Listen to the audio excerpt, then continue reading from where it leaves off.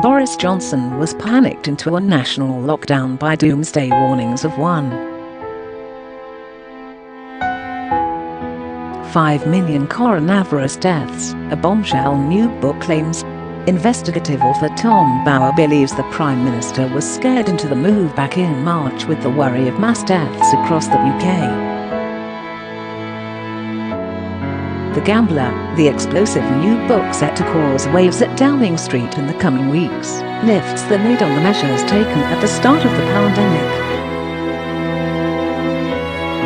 Professor Neil Ferguson warned government officials 80% of Brits would be infected with COVID-19, it is said.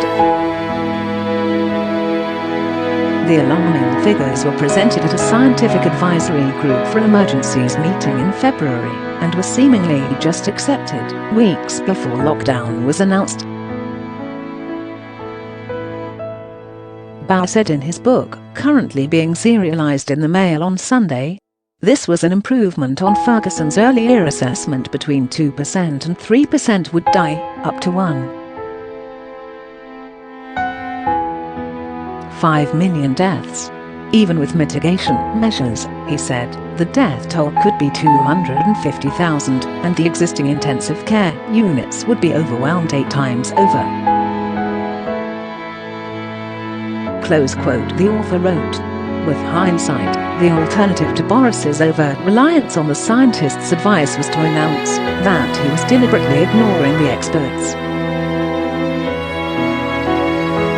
That disclosure would have outraged the public and his political opponents. Neither the Prime Minister, Chief Medical Officer Professor Whitty or Chief Scientific Adviser Sir Patrick Vallance outrightly challenged what was put before them. Bauer claims Ferguson predicted a third of the over 80s would end up in hospital.